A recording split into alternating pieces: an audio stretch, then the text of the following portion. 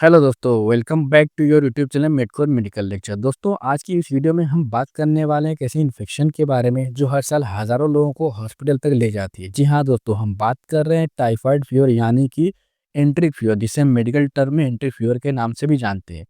दोस्तों, ये बीमारी एक सिंपल बुखार से शुरू होती है, लेकिन अगर टाइम पर इलाज न मिले तो ये हमारे लीवर, इंटेस्टाइन और पूरे इम्यून सिस्टम को अफेक्ट कर सकती है। तो दोस्तों, इस वीडियो में हम पहले बात करेंगे। इस वीडियो को हम 2 पार्ट बनाएँगे। ये जो है हमारा विश्व है टाइफाइड फीवर का पहला पार्ट है, उसके अलावा हम दूसरा जो पार्ट लेकर आएँगे अगले हफ्ते लेकर आएँगे। इस वीडियो में हम टाइफाइड के बारे में डीप डिस्कशन करेंगे। टाइफाइड फीवर होता कैसे है, फैलता कैसे है और इसके होने के बाद क्या-क्या हमें साइन और सिम्पटम देखने को मिलेंगे और इससे बचाव क्या करना है और कितने टाइप्स के टाइफाइड फीवर होते हैं। और जो हमारा सेकंड पार्ट रहेगा उसमें पूरा लाइन ऑफ ट्रीटमेंट के बारे में बात करेंगे कि ओरल मेडिकेशन मतलब कि खाने के लिए क्या दवा लेंगे और हॉस्पिटल में क्या-क्या ट्रीटमेंट या आईवी ट्रीटमेंट क्या-क्या दिया जाता है। तो दोस्तों, जो लोग चैनल पर नए हैं प्लीज़ चैनल को सब्सक्राइब कर लें और सब्सक्राइब करने के बाद बेल आइकन को प्रेस करके नोटिफिकेशन को ऑन कर लें। वीडियो को लाइक करें, शेयर करें और कमेंट करें।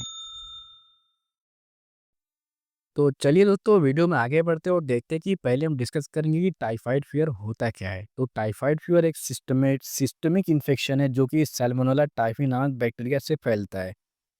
ये क्या है टाइफाइड फीवर? एक सिस्टमिक इन्फेक्शन मतलब हमारी पूरी बॉडी को अफेक्ट करता है और ये किससे फैलता है? सैल्मोनेला टाइफी नामक का एक बैक्टीरिया होता है, उसके थ्रू में फैलता है। और ये कहाँ पे पाया जाता है? वो कॉन्टेमिनेटेड फूड तथा वाटर को यूज़ करने से होता है, यानी कि जो गंदे पानी और खाने होते हैं, जैसे कि बहुत से लोग को आदत होती है बाहर का खाने की, जो स्ट्रीट स्टॉल वगैरह लगते हैं, स्ट्रीट पे जो जंक फूड वगैरह मिलते हैं, उनसे फैलता है। उसके अलावा ये 3 से 4 हफ्ते तक फ़ीवर बना रहता है। मतलब ये इतना डेंजर होता है कि इसका जो फ़ीवर रहता है 3 से 4 हफ्ते तक भी बना रहता है।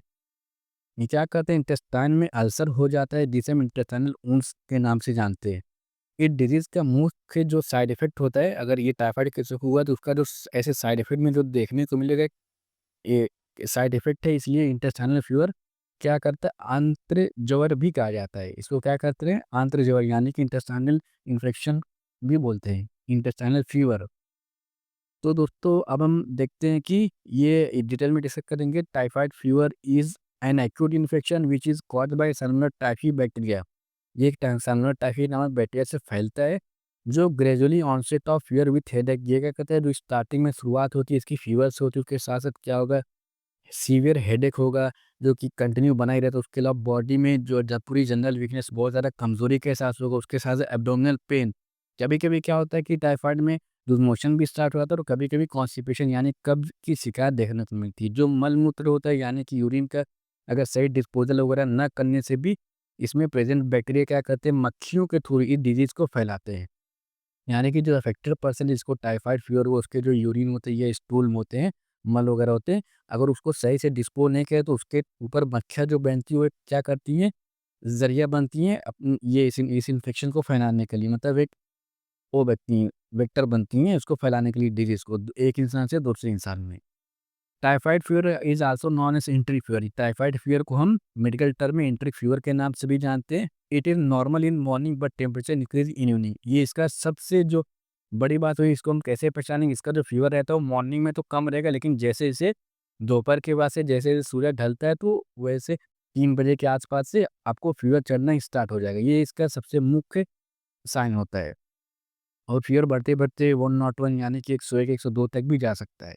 In this condition blood pressure and pulse rate also disbalance. इसमें क्या होता है कि जो आपका जो बल्स पल्स रहेगा और ब्लड प्रेशर रहेगा, वो भी नॉर्मल से एब्नॉर्मल हो जाएगा। यानी पल्स रेट बढ़ जाएगा, बीपी कभी डाउन हो जाएगा, कभी बढ़ सकता है, मतलब कि नॉर्मल वैल्यू से हटकर हो जाएगा। तो दोस्तों, हम देखते हैं कि ये साल्मोनेला टाइफी जो बैक्टीरिया होते हैं, साल्मोनेला बैक्टीरिया कितने टाइप्स के होते हैं और ये क्या होते हैं? साल्मोनेला बैक्टीरिया जो होता है, इसे ग्राम नेगेटिव बैसिलस बैक्टीरिया होता है। ये क्या होता है कि ग्राम नेगेटिव बैसिलस बैक्टीरिया होता है which is called entry fever. क्या करता है कि टाइफाइड फीवर को कॉज़ करता है। इसके टाइप्स की बात करें तो ये 2 टाइप्स का होता है। पहला जो होता है साल्मोनेला टाइफी एस होता है, जिसे हम एस टाइफी के नाम से जानते हैं। दूसरा जो होता है साल्मोनेला पैराटाइफाइड होता है, जिसे हम एस पैराटाइफी के नाम से जानते हैं। तो ये 2 टाइप के सल्मोनेला टाइफी बैक्टीरिया होते हैं, एस टाइफी और S paratyphi.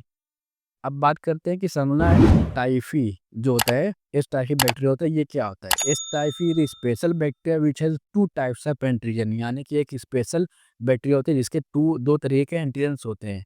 It is present on surface of bacteria. ये जो बैक्टीरिया होती है उनके सरफेस के ऊपर पाए जाते हैं। पहला जो होता है ओ ए और उसको हम टीओ2 के एंटीजन के नाम से जानते हैं, दूसरा जो होता है एच एंटीजन। अब बात करते हैं सल्मोनेला पैराटाइफाइड, जिसे हम एस पैराटाइफी के नाम से जानते हैं। It is also pathogenic bacteria, ये भी मतलब बीमारी कॉज करने वाला बैक्टीरिया होता है। It it has two types of antigen on surface. ये भी जो बैक्टीरिया की सरफेस होती है उसके ऊपर दो एंटीजन पाए जाते हैं इसके। इस बैक्टीरिया के ऊपरी सतह पर दो प्रकार के एंटीजन पाए जाते हैं। पहला जो होगा एंटीजन एएच और जो दूसरा होगा एंटीजन बीएच होता है। तो दोस्तों अब हम बात करते हैं कॉजेज़ ऑफ टाइफाइड फीवर, मतलब कि ये टाइफाइड फीवर के होने के कारण क्या होते हैं। तो सल्मोनेला टाइफी बैक्टीरिया ये कॉज करता है, उसके अलावा lack of hygiene in food preparation, यानी कि जो खाना वगैरह हम खाते हैं उनकी जो प्रिपरेशन होती है, जो उनकी तैयारी करते हैं, उनको सही से अगर नहीं धुलते हैं तो उसकी कमी से भी इसके बैक्टीरिया ग्रोथ होती है और हमें टाइफाइड फीवर कॉज होता है। Typhoid fever bacteria Salmonella typhi से होता है। ये जो होता है टाइफाइड, ये किससे होता है? बैक्टीरिया सल्मोनेला टाइफी से फैलता है। उसके अलावा कॉन्टामिनेटेड फूड तथा वाटर का यूज़ करने से, जो स्लम एरिया में रहने से भी होता है। जो गंदगी वाले जो एरिया, जो बहुत ज़्यादा भीड़-भाड़ वाले इलाकों स्लम एरिया होते हैं, वहाँ पे टाइफाइड केसेस बहुत ज़्यादा देखने को मिलते हैं।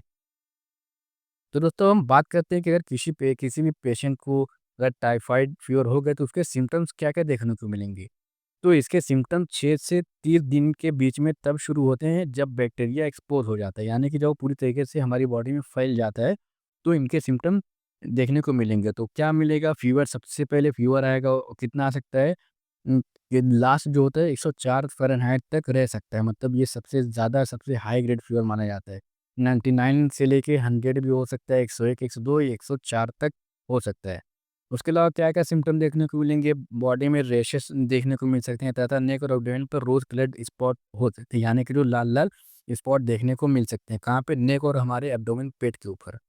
उसके अलावा तो कमज़ोरी आपको फ़ील होगी, फ़ीवर में होता है ये ऐसा।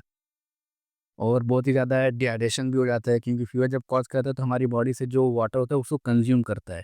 कॉन्स्टिपेशन की शिकायत रहेगी, क्यों रहेगी? क्योंकि जब फ़ीवर बहुत ज़्यादा रहेगा तो जो हमारी इंटेस्टाइन वगैरह का वाटर रहेगा वो भी बहुत ज़्यादा लॉस होगा। तो लैक ऑफ वाटर की वजह से भी कॉन्स्टिपेशन होता है। हेडेक रहेगा, डिहाइड्रेशन की वजह से हेडेक भी रहेगा, और फ़ीवर जब आपकी बॉडी में इतना ज़्यादा फ़ीवर रहेगा तो हेडेक की भी समस्या देखने को मिलेगी। इस केस में डायरिया और वोमिटिंग वोमिटिंग तो रहेगी, उसके साथ-साथ डायरिया भी स्टार्ट हो सकती है। और कफ एंड कोल्ड, सर्दी-खाँसी भी हो सकती है, एनोरेक्सिया यानी भूख की कमी भी हो सकती है टाइफाइड फीवर में, ये उनके सिम्पटम्स होते हैं। लीवर स्प्रिंग बढ़ जाते हैं, प्यास की अधिकता और जेब मैली रहती है, यानी जो प्यास की अधिकता रहेगी, प्यास बार-बार लगेगी, और जो जेब हो जाती है, जो हमारी टंग होती है, उसके ऊपर कोटेड लेयर जम जाती है और वो मैली यानी पीली तरीके की दिखाई देती हैं। और जो हमारे माउथ का जो टेस्ट रहेगा वो बहुत ही कड़वा या बिटर टेस्ट हमें फ़ील होगा, कुछ भी खाने को दिल नहीं करेगा और नोज़िया और वोमिटिंग जैसा फ़ील होता रहेगा। उसके अलावा सिम्पटम्स पीपल में एक्सपीरियंस, मतलब कुछ है सिम्पटम्स है जो लोगों ने महसूस किया, जैसे कि पेन एरियाज़ कहाँ पर होगा हमारी बॉडी में पेन की बात करें तो एब्डोमेन में होगा, और हमारी पूरी जो मांसपेशियाँ होती हैं मसल्स में, वहाँ पे भी बहुत ज़्यादा पेन रहेगा। अब बात करते हैं गैस्ट्रोइंटेस्टाइनल की, तो जीआईटी ट्रैक्ट में क्या रहेगा? ब्लोटिंग, मतलब जो सिम्पटम रहेंगे, ब्लोटिंग में बहुत ज़्यादा एसिडिटी बनेगी, कॉन्स्टिपेशन हो सकता है और कभी-कभी डायरिया भी स्टार्ट हो सकती है। उसके अलावा नोज़िया और वोमिटिंग भी होती रहती हैं। उसके अलावा पूरी बॉडी की बात करें तो फटीग, बहुत ज़्यादा थकावट का एहसास होगा, फ़ीवर भी रहेंगे, उसके साथ-साथ ठंड भी बजेगी, यानी कि ठंड जब कभी भी आएगी तो ठंड भी बहुत ज़्यादा लगेगी। लॉस ऑफ एपेटाइट, यानी कि भूख की कमी हो जाएगी। मैलेरिया से बहुत ज़्यादा थकावट और सुस्ती का एहसास होगा। ऑल्सो कॉमन होते हैं, जैसे कि हेडेक हुआ, मसल वीकनेस हुई, सर दर्द रहेगा, उसके साथ मसल में वीकनेस रहेगी, बहुत ही ज़्यादा मसल ऐसा लगेगी बहुत ज़्यादा पूरी बॉडी टूट रही हो। Rashes with small red red dots, जो हमारी बॉडी में पूरी बॉडी में कहीं-कहीं पे छोटे-छोटे के चकत्ते हो सकते हैं, रेड स्पॉट की तरह, डॉट-डॉट की तरह। स्किन रैशेज़ हो सकते हैं बहुत ही ज़्यादा, और वेट लॉस भी होता है इसमें। यानी जो पेशेंट का वेट लॉस भी तेज़ी से गिरता है, जो उसका वेट रहता है तेज़ी से डाउनफॉल की तरफ जाता है। बात करते हैं टाइफाइड कितने दिन तक रहता है, तो टाइफाइड की बीमारी शरीर में 7 से 14 दिन के बीच रहती है, लेकिन 3 दिन या 30 दिन तक की भी हो सकती है। यानी जो उसके जो बीमारी रहती है हमारी बॉडी में। तो दोस्तों बात करते हैं कि टाइफाइड कितने दिन तक रहता है, तो टाइफाइड की बीमारी शरीर में 7 से लेकर 14 दिन के बीच रहती है, लेकिन 3 दिन या 30 दिन तक भी हो सकती है। अगर इलाज नहीं किया जाता है तो बीमारी 3 से लेकर 7 सप्ताह तक भी चल सकती है, यानी कि इतनी लंबी भी चल सकती है। तो देखा दोस्तों आपने, टाइफाइड कोई ऐसी-वैसी बीमारी नहीं है, बहुत ही खतरनाक और बहुत ही डेंजरस बीमारी है, तो आप इससे बचें और अपने खान-पीन का ध्यान दें। अब बात करें दोस्तों विडाल स्लाइड एगुलेटिन टेस्ट, मतलब कि प्राइमरी सैंपल ये होते कितने टाइप्स के हैं सैल्मोनेला टाइफी। अगर हम ब्लड टेस्ट कराएँ जैसे विडाल टेस्ट हम कराते हैं, तो पहला जो होगा सैल्मोनेला टाइफी ओ होता है। जो वैल्यू दी है तो इससे आप समझ सकते हैं कि ये नॉर्मल वैल्यूज़ होती हैं 1:40 तो ये नॉर्मल होती हैं। और सैल्मोनेला टाइफी एच तो 1:80 तो ये भी नॉर्मल होती है। उसके अलावा सैल्मोनेला पैराटाइफी ए और एच और सैल्मोनेला टाइफी बी और एच होता है। तो दोस्तों ये कुछ उनके टाइप्स होते हैं। अगर ये जो वैल्यू होती है 1:4 या 1:80 के ऊपर अगर जाती हैं, तो उस केसेस में हम मानते हैं कि पेशेंट को टाइफाइड हुआ है। तो दोस्तों यहाँ पे हमारा वीडियो खत्म होता है। अब मिलेंगे इसके सेकंड पार्ट में, जो कि अगले हफ्ते आएगा। तो दोस्तों वीडियो आप हमारे चैनल से जुड़े रहें, और वीडियो अच्छा लगा तो प्लीज़ चैनल को सब्सक्राइब कर लें और वीडियो को लाइक करें, शेयर करो और कमेंट करें।